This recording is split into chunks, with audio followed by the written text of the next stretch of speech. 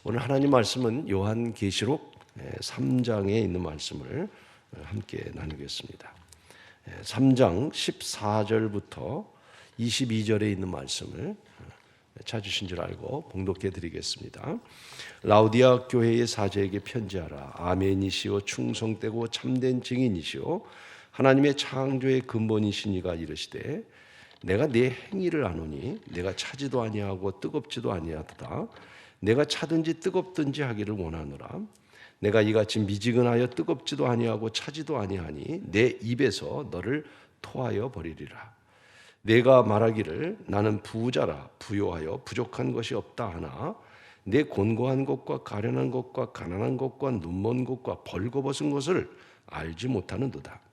내가 너를 권하노니 내게서 불로 연단한 금을 사서 부요하게 하고 흰 옷을 사서 입어 벌거벗은 수치를 보이지 않게 하고 안약을 사서 눈에 발라 보게 하라. 물은 내가 사랑하는 자를 책망하여 징계하노니 그러므로 내가 열심을 내라 회개하라.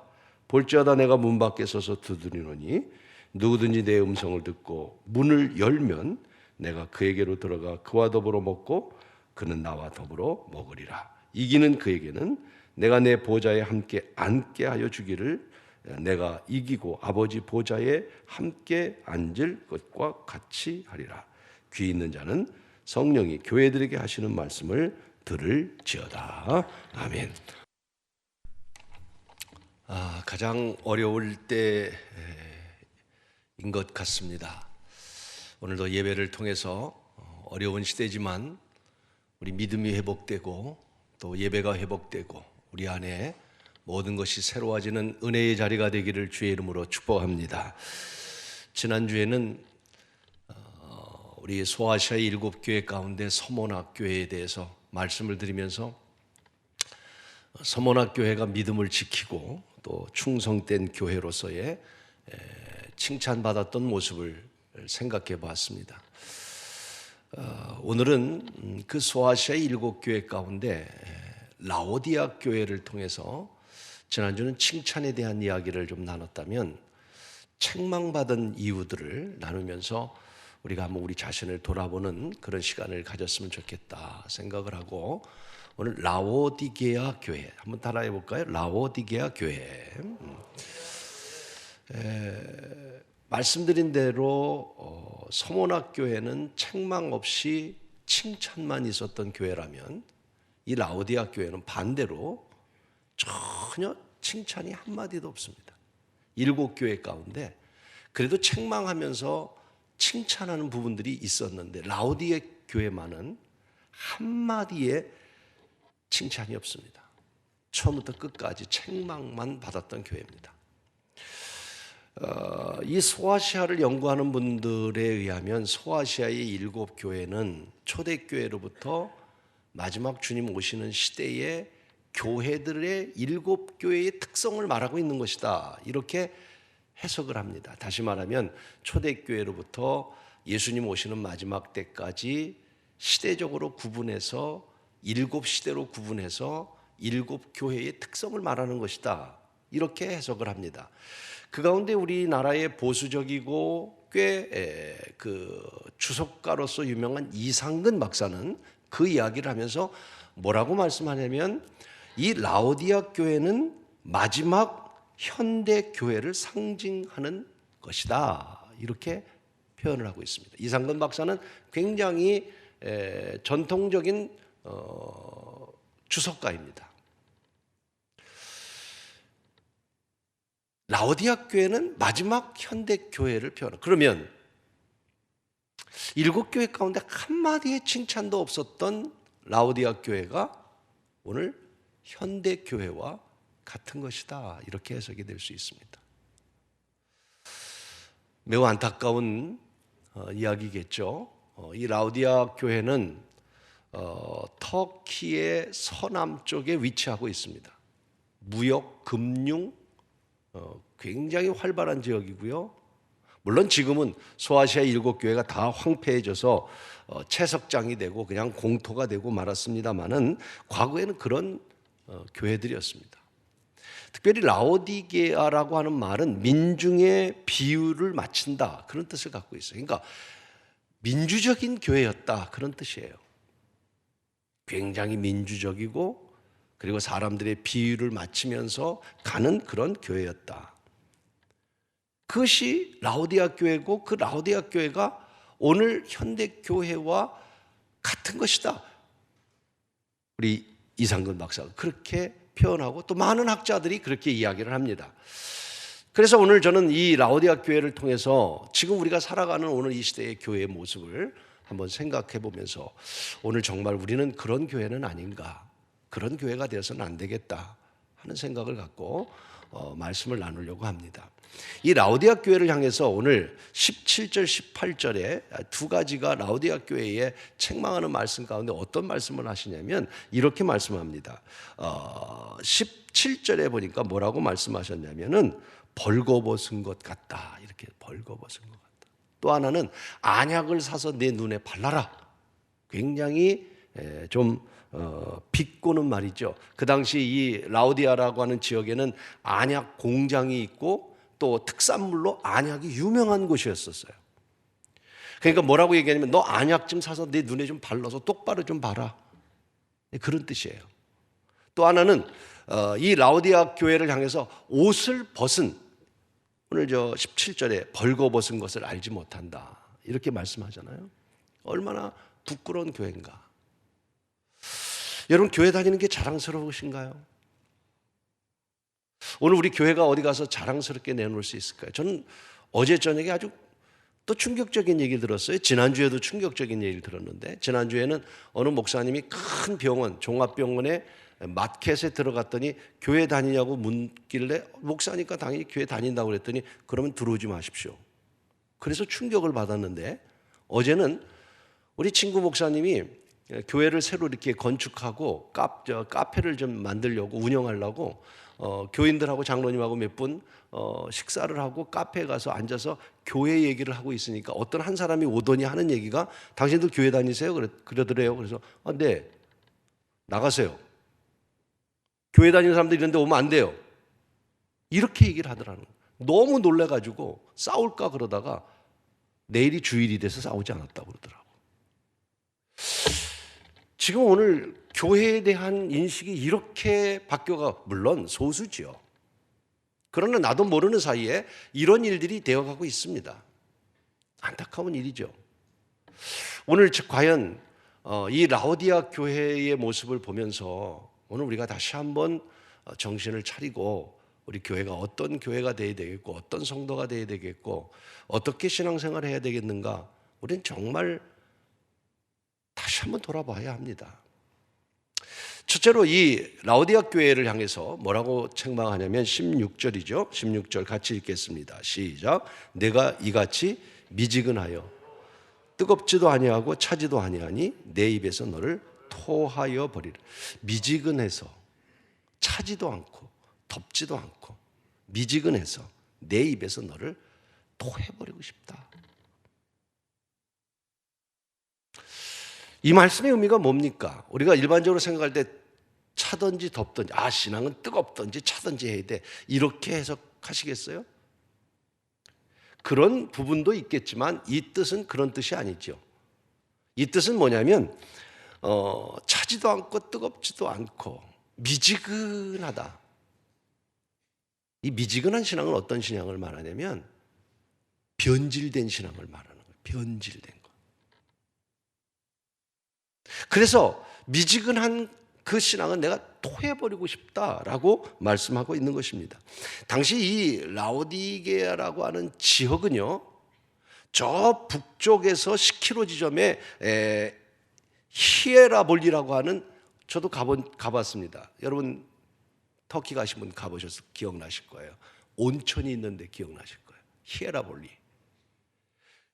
북쪽으로 10km의 히에라볼리에서 그 온천의 뜨거운 물이 없는 라오디아 지역으로 내려옵니다.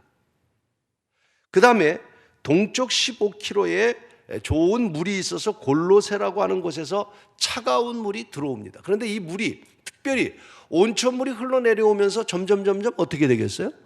식어지겠죠. 그러다가 라오디아 교회에 와서는, 지역에 와서는 이 찬물과 뜨거운 물이 만나면서 물이 미지근해지는 거예요. 이 말씀을 하면서 라오디아 교회를 향해서 미지근한 신앙이라고 책망하며, 미지근하기 때문에 내가 너를 토해버리겠다. 아마 라오디아 교인들은 이 말의 의미가 무엇인지를 잘 알았을 것입니다. 자, 토해버리겠다. 역겹다는 거죠. 역겹다. 참 신앙생활하는 사람들 보니까 역겹다. 아, 교회를 보니까 역겨워. 왜 역겨울까요? 본질을 잃어버렸기 때문에. 변질되었기 때문에 그렇다는 말씀입니다. 자, 마태복음 6장 24절에 보면 이런 말씀이 있습니다. 한 사람이 두 주인을 섬기지 못할고, 혹 이를 미워하거나 저를 사랑하거나 혹 이를 중히 여기거나 저를 경히 여김이나 너희가 하나님과 재물을 겸하여 섬길 수 없다. 이렇게 얘기하세요. 자, 여러분, 이 말씀이 어떻게 해석해야 할까요? 우리 하나님만 섬기면 된다는 말일까요? 그럼 여러분, 정말 물질 필요 없으세요? 하나님과 재물 겸하여 섬길 수 없다는데 여러분, 무슨 말일까요? 이 말은 재물을 사랑해서는 안 된다, 그런 뜻이 아니죠. 살다 보면 재물이라는 거 우리가 살아가면서 필요합니다. 그러나 재물 때문에 하나님이 사랑하는 것이 변질된다면 잘못된 거라는 거예요. 변질되면 안 된다는 거예요. 재물이 필요 없다는 말이 아니라 변질되면 안 된다는 거예요. 그렇기 때문에 하나님을 더 사랑하는 마음을 가져야 된다는 그런 의미를. 자, 율법에 대한 이야기, 바리새인과 서기관들을 예수님 많이 책망하셨어요. 왜? 율법 때문에. 뭘 할 때마다 율법적으로 얘기하는 거야. 그러면 주님은 율법을 버리셨나요? 아닙니다. 주님은 율법은 뭐라고 말씀하냐면, 율법에 대해서 말씀하시기를 율법은 선한 것이고 몽학선생이라. 몽학선생이라는 말의 공동 번역은 후견이라는 뜻이고, 현대인 성경에는 가정교사와 같다. 다시 말하면 몽학선생은 몽학선생이라는 것은 마치 나를 도와주는 선생님이야. 필요하다는 얘기예요. 그런데 뭐 때문에 바리새인들의 이런 율법적인 것을 책망했을까요? 율법을 너무 강조하다 보니까 본질을 잃어버리는, 사랑을 잃어버리고 은혜를 잃어버리는, 그래서 책망한 것이죠. 오늘 여러분, 하나님의 사랑, 하나님의 은혜 너무 감사하죠. 죄인인데, 부족한데 하나님이 나를 사랑한다는 사랑, 너무 귀한 것이지만 그 사랑에 변질이 되면 은혜 생활 똑바로 못합니다. 아무렇게나 신앙생활하고도 하나님 사랑, 하나님 용서 그렇게 되는 거죠. 하나님은 변화를 원하시지 변질되기를 원하지 않으세요. 다시요. 하나님은요, 변화되기를 원하지 변질되는 걸 원치 않는단 말이에요. 하나님이 교회를 세우셔서 교회를 통해서 많은 사람들이 은혜를 받고 구원을 받고 변화되기를 원하지, 교회가 세워져서 교회가 변질돼서 잘못된 길로 가기를 원치 않는다는 말이에요. 그런데 오늘 우리는 점점 신앙생활하면서 변화될까요? 변질될까요? 마치 라오디아 교회와 같이 차지도 않고 뜨겁지도 않은 미지근한 신앙으로 변질되어 간다는 것이죠. 이 변질된 라오디아 교회를 향하여 책망하고 있는 말씀인 거예요. 사랑하는 여러분, 그리스도 안에서 변화되어 가는 여러분이 되어야지 결코 신앙이 변질되지 않기를 축복합니다. 변질과 변화라는 것은 국어사전에 보니까 변질은 부정적인 의미, 그래서 어떤 성질이 달라지는 것, 오리지널은 이건데 성질이 달라진 거예요. 나쁜 것, 부정적인 의미로 변질이라는 말을 해요. 변화는 뭐냐면 국어사전에 보니까 상태가 바뀌어진 긍정적인 상태를 말해요. 상태가 바뀌어서 긍정적인. 예를 들면 모세가 출애굽할 때 10가지 재앙을 통해서 그 재앙 가운데 물이 피로 바뀐 거, 그것은 변화가 아니라 변질된 거, 물이 변질된 거예요. 그런 의미예요. 그런데 예수님께서 가나의 혼인잔치에서 물이 포도주로 바뀐 것은 변질이 아니라 변화를 의미하는 거예요. 주님은 그걸 원하는 거예요. 오늘 저와 여러분이 신앙생활하면서 오래 믿고 신앙생활하는 걸 원하는 게 아니라 예수 믿고 변화되기를 원한다는 거죠. 변화되지 않는 라오디아 교회를 향해서 토해내고 싶다. 바로 우리들 아니에요? 그러니까 믿지 않는 사람들이 우리를 향해서 그렇게 말하는 거 아니에요? 물론 소수지만. 사랑하는 여러분, 우리는 착각하면 안 된다는 겁니다. 어느 책을 읽다 보니까 우리가 착각하며 살 때가 많은 것 같아요. 그거 나중에 말씀드리고, 이 변질에 대한 얘기 조금만 더 말씀드리고, 이 코로나 있잖아요. 우리 안에 있는 세포가 있거든요. 이 세포가 잘못된 거를 만나가지고 뭐 이상한 거를 먹고 막, 그러니까 여러분 너무 무슨 뭐 건강을 위해서 막 이상한 거 먹으면 안 되는 거거든요. 이게 염색체가 바뀌어지는 거예요. 변질되는. 그래서 병균이, 이 바이러스가 생겨서 우리 몸을 해치는 거고요. 암도 똑같은 거잖아요. 우리 안에 있는 세포가 나쁜 세포가 생기는 거예요. 그래서 그것이 우리를 해롭게 만들고 있는 겁니다. 이단도 마찬가지예요. 저는 이단도 변질된 세포라고 저는 생각해요. 이단이 처음에는요, 뭐 성경을 얘기하고요, 교회를 얘기하고 하나님을 얘기하고요. 그래 점점 변질돼 가지고 나중에는 어떻게 된가요? 자기가 예수고요, 자기가 성령이고요. 변질되는 거예요. 자, 이번에 이런 일로 인해서 뭐 신천지를 서울시에서 뭐 여러 가지 조치를 취했잖아요. 그랬다고 해결될까요? 아니에요. 또 변질될 겁니다.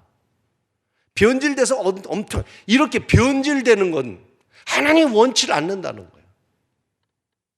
라오디아 교회는 뜨거운 그 물이 흘러내려오다가 점점 오면서 그 물이 식어져 버리고 차가운 거 물과 만나서 미지근해져 버리니까 토해버리고 싶다.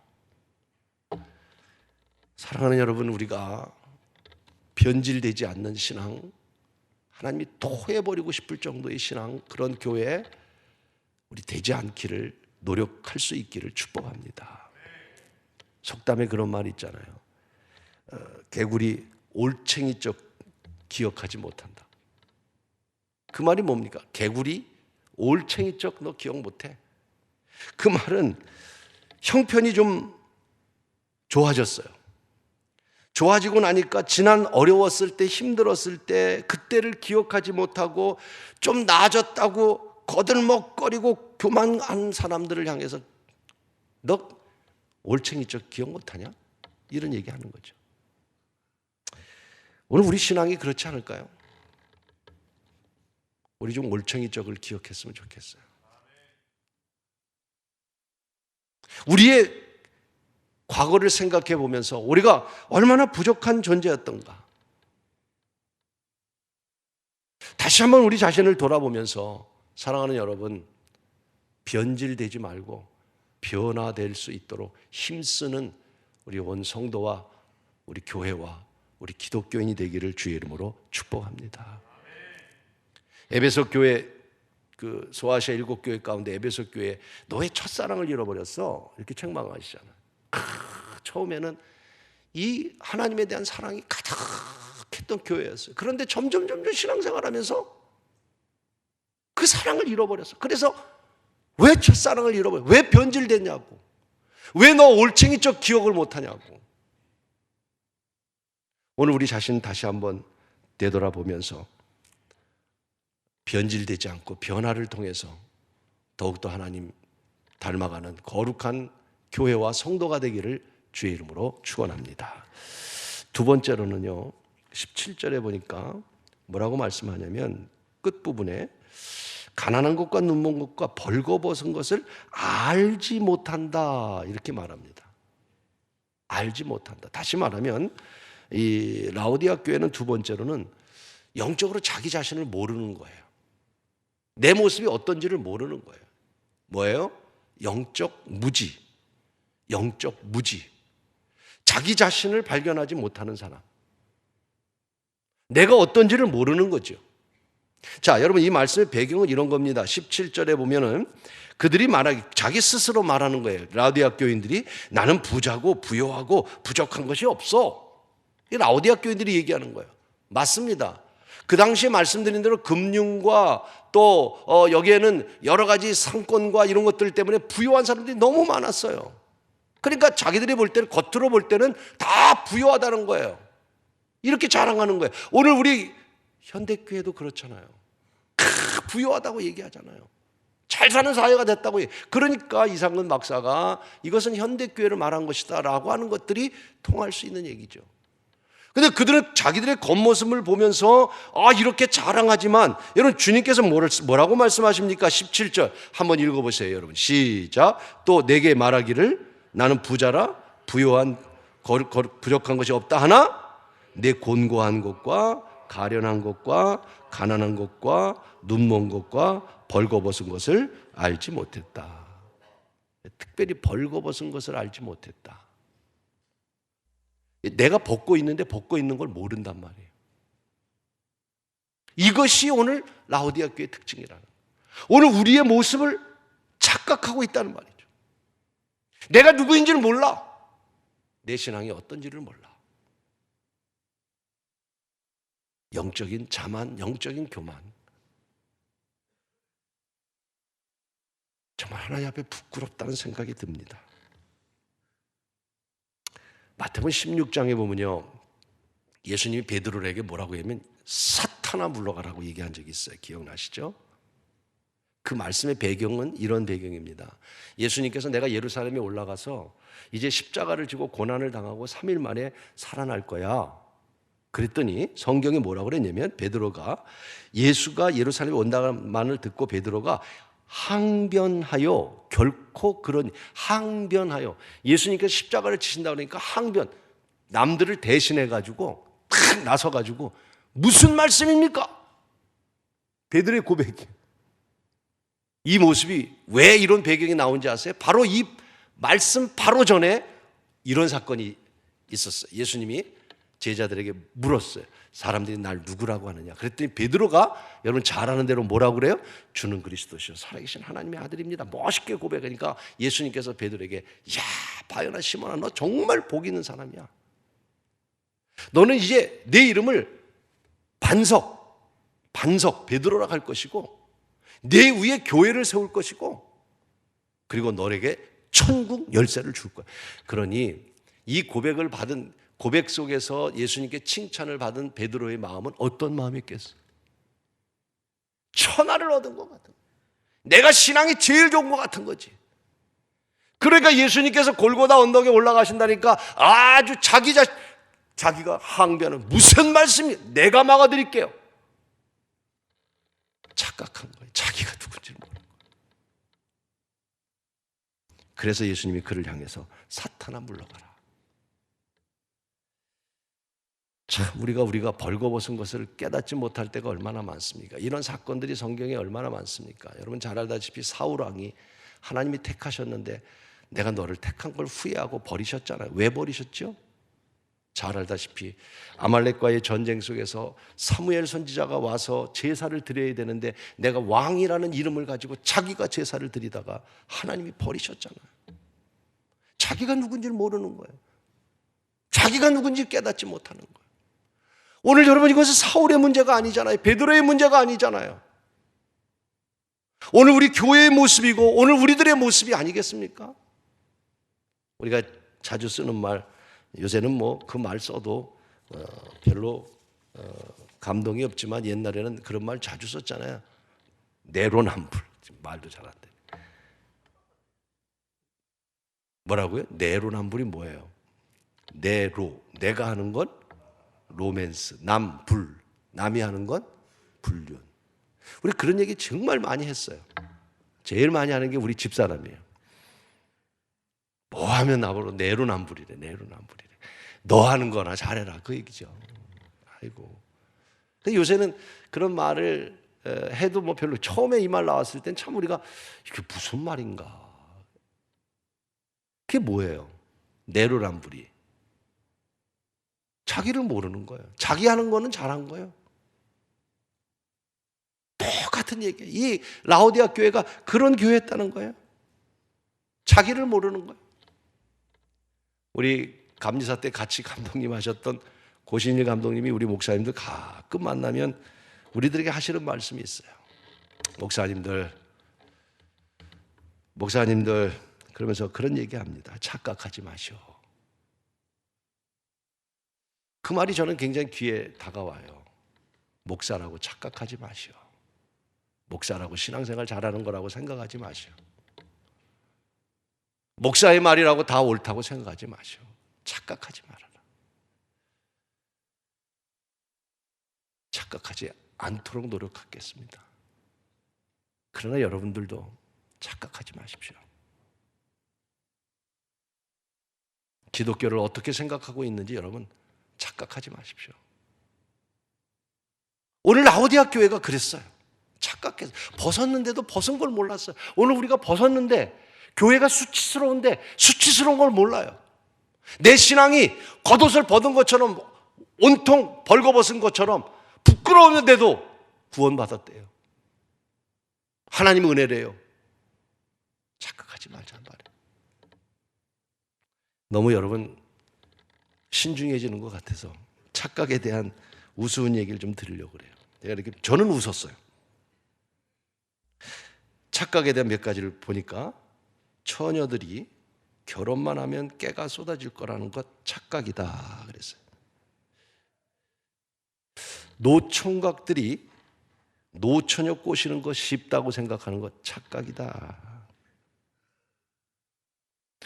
결혼하는 아가씨들 있죠? 아가씨들, 자기는 절대로 아줌마가 안 될 것이라고 생각하는 것 착각이다. 남편들, 아내들이 낮에 집에서 놀고 있다고 생각하는 것 착각이다. 고생 많이 한다는 거죠. 시어머니들, 자기 아들이 며느리보다 자기를 더 사랑할 거라고 생각하는 것 착각이다. 젊은 엄마들 많이 있겠죠. 오늘 영상 보는 분들 많을 텐데, 엄마들, 내 아들 머리는 좋은데 노력 안 해서 공부 못하는 거 웃기지 마시오. 착각입니다. 참 우리가 신앙생활 하면서도 웃지 못할 착각 속에 살아갈 때가 많습니다. 파스칼이 이런 말을 했어요. 파스칼의 말 가운데 스스로 의인이라고 말하는 죄인이 있고 스스로 죄인이라고 말하는 의로운 사람이 있다. 네, 이해가 되세요? 스스로 내가 의롭다라고 말하는데 알고 보니까 그 사람은 정말 죄인이야. 그런 사람이 있고, 자기는 늘 죄인이라고 말하는데 하나님이 볼 때는 의로운 자가 있다는 거예요. 사랑하는 여러분, 착각에 빠지지 않기를 주의 이름으로 축복합니다. 나의 영적인 모습을 되돌아볼 수 있기를 바랍니다. 이렇게 어렵고 힘들 때에 나는 어떤 신앙인가? 우리 교회는 어떤 교회인가? 우리 기독교는 어떤 존재인가? 아까 말씀드린 대로 이러한 일들 속에서 우리는 다시 한번, 우리가 교만했다면, 자만했다면, 착각했다면 다시 이런 기회를 통해서 다시 거듭나고 변화되고 새로워질 수 있는 기회가 될 수 있을 줄로 믿습니다. 마지막, 라오디아 교회에게 오늘 하신 말씀이 오늘 저와 여러분에게 희망을 주고 소망을 줍니다. 만약 한마디의 칭찬도 없이 책망만 하면서 왜 미지근하냐고, 뜨겁지도 않고 차지도 않냐고, 왜 변질됐냐고 책망만 하신다면, 또 자기가 벌거벗은 것도 알지 못하고 안약을 사서 눈에 발라서 좀 똑바로 보라고 책망만 하셨다면, 사실 오늘 본문의 말씀은 어쩌면 우리에게는 너무나 충격적인 말씀일 수 있지만 그런 책망 가운데 오늘 마지막 희망의 메시지가 있습니다. 그 메시지는 19절입니다. 19절에 보니까 무릇 내가 사랑하는 자를 책망하여 징계, 사랑하기 때문에 책망하고 징계한다.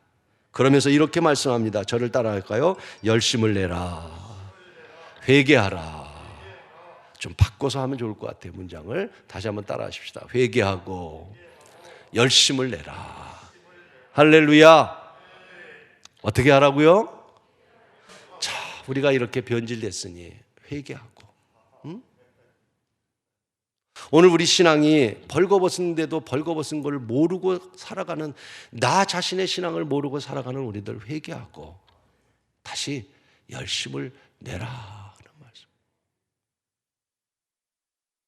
희망을 우리에게 주고 있습니다. 그러면 20절에 뭐라고 말씀하십니까? 너가 회개하고 열심을 내면 20절, 볼지어다 내가 문 밖에 서서 두드리노니 누구든지 내 음성을 듣고 문을 열기만 하면 내가 그에게로 들어가 그와 더불어 먹고 그는 나와 더불어 먹으리라. 내가 비록 이렇게 책망받을 수밖에 없고 너가 이렇게 행하고 있지만 회개하고 다시 열심만 낸다면, 그리고 문만 열면 내가 너에게 들어가서 내가 너를 구원해 줄게. 너와 함께 먹고 마실게. 그리고 21절에 말합니다. 시작. 이기는 그에게는 내가 내 보좌에 함께 앉게 하여 주기를. 내가 이기고 아버지 보좌와 함께 앉은 것과, 주님이 하나님 보좌에 앉은 것처럼 너가 회개하고 열심만 낸다면, 다시 돌아온다면 너도 나와 함께 그 보좌에 앉게 되리라 라고 말씀합니다. 사랑하는 여러분, 우리 좀 더 회개하고 열심을 가질 수 있는 기회가 되기를 간절히 축복합니다. 어렵지만 힘들지만 우리가 회개하는 마음 갖고 우리 다시 열정을 회복해야 합니다. 열정이라는 건 무슨 말입니까? 멈췄던 일을 다시 회복해야 된다는 말입니다. 점점 우리가, 여러분, 예배를 못 드리면서 신앙생활 제대로 못하면서 우리 신앙도 낙후되면 안 되는 것이고, 기도 생활이 낙후되면 안 되는 것이고, 더 이럴수록 열심을 내라는 말씀이죠. 로마서 12장 11절에 말씀합니다. 부지런하여 게으르지 말고 열심을 품고 주를 섬기라. 시작. 부지런하여 게으르지 말고 열심을 품고 주를 섬기라. 지금까지도 여러분 열심히 섬겼는지 모르지만 이럴 때일수록 더 우리 열심으로 주님 섬기고 예배하고 신앙생활 잘하는 여러분이 되기를 축복합니다. 베드로가 말이죠, 3번 주님을 부인하잖아요. 그리고 닭이 울 때 또 밖에 나가서 통곡하며 회개합니다. 회개하고 난 베드로는요, 정말 그 다음부터는, 그 전까지는 3년 동안 주님을 따라다니면서 3번 부인도 하고 뭐 실수도 많고 그랬지만, 정말 회개하고 난 그 이후에 베드로의 삶을 보면 주님이 예언하신 대로, 뭐라고 예언하시죠? 젊어서는, 자, 요한복음 몇 절인가요? 요한복음에 보면 21장 18절에 보면 젊어서는 너가 띠띠우고 원하는 대로 막 다니지만 늙어서는 네 팔을 벌려서 남이 띠띠우고 원하지 않는, 다시 말하면 베드로의 순교를 예언하시거든요. 근데 베드로는 정말 회개하고 난 다음에 그 다음부터는 열심으로 주님을 섬기다가 결국 십자가에 거꾸로 죽었던 분이 베드로예요. 열심을 냈단 말이에요. 그 영화가 쿠어바디스예요. 쿠어바디스 보신 적 있죠? 그 영화에 보면 네로 황제가 아주 폭군으로서 핍박을 가합니다. 그러니까 로마에 있는 사람들이 다 도망가게 돼요. 베드로도 그 당시에 이제 도망을 가게 되는 거예요. 베드로를 표현한 거예요. 로마를 왜? 살기 위해서 도망 나오는 거예요. 도망 나오다가 어떤 사람을 보는데 그 사람이 누구냐면 예수인 거예요. 근데 예수는 로마에서 도망가는 게 아니라 다시 로마를 향해 가는 거예요. 그래서 그 베드로로 표현한 그 사람이 묻습니다. 아니, 당신은 지금 어디로 가십니까? 쿠어바디스. 그때 로마로 가던 그분이 베드로를 바라보면서 뭐라고 말합니까? 내가 빠져나오는 로마에 나는 다시 십자가를 지러 간다. 주님이라는 사실을 발견하게 돼요. 그러자 이 베드로는 다시 로마를 향해 발걸음을 옮깁니다. 당신이 감당했던 그 십자가에 못 박게 하는 것, 이제는 내가 감당하겠습니다. 그래서 로마에서 벗어나던 쿠오바디스, 그는 다시 로마를 향해 가서 십자가에 처형해 죽는 영화인 것입니다. 여러분, 징계는 심판이지만 그 심판 속에는 분명히 하나님의 섭리와 사랑이 있음을 믿습니다. 결코 우리들에게 이 고난을 통해서, 이 고난 속에서 분명히 갈 길이 무엇인가를 말씀해 주고 있습니다. 그것이 오늘 저는 회개하고 열심으로 우리 신앙생활을 해야 될 때라고 믿습니다. 많은 어려움 속에 있습니다. 세상도 그렇지만, 기업도 그렇지만, 정치도, 또 세계적인 모든 것들, 교회도 큰 위기를 맞이하고 있습니다. 감사하게 우리 교회에서도 어려운 가운데서도 여러분의 기도와 또 여러분의 헌금과 또 모든 일로 함께 어려움을 이겨가고 또 어려운 이웃교회를 함께 도울 수 있다는 것 감사한 일입니다. 그러나 다시 오늘 우리가 마지막 주신 말씀 기억합시다. 회개하고 열심을 내라고 하는 말씀. 사랑하는 여러분, 다시 열심을 회복하시기를 주의 이름으로 축원합니다. 우리가 예배를 못 드린 지 한 주 한 주 뒤를 미루다가 벌써 여러분 깜짝 놀랄 겁니다. 5주를 못 드렸습니다. 5주를 못 드렸습니다. 물론 어쩔 수 없는 이런 전염병으로 인해서 우리가 다 이제 가정에서 예배를 드리고 있습니다. 어서 속히 예배할 수 있는 날이 와야 될 줄로 믿습니다. 그러려면 우리가 예방을 잘하고 또 코로나의 이 모든 질병이 지금 미국은 확진자가 10만이 넘지 않았습니까? 지금 사망 인원, 예상 인원이 엄청납니다. 수백만이 넘습니다. 감염자 예상이. 참 어려울 때 있습니다. 그러나 여러분, 경제적으로도 어렵고 힘들 때입니다. 특별히 오늘 저는 여러분에게 말씀드리고 싶습니다. 우리 다시 신앙의 열정을 꼭 가지시기를 바랍니다. 오늘 라오디아 교회를 향해서 책망하시면서 주셨던 말씀, 회개하고 열심을 내라, 열심 내고 회개하라, 이 말씀 가슴에 깊이 담고 우리가 열심이 없었던 것, 우리가 식어졌던 우리 믿음, 병들었던 우리 믿음, 게을렀던 우리 믿음, 변질됐던 우리 믿음 다시 회개하고 열심으로 주님 섬기고 교회 섬기고 신앙생활 잘하는 우리 성도 여러분 다 되시기를 주의 이름으로 축원합니다.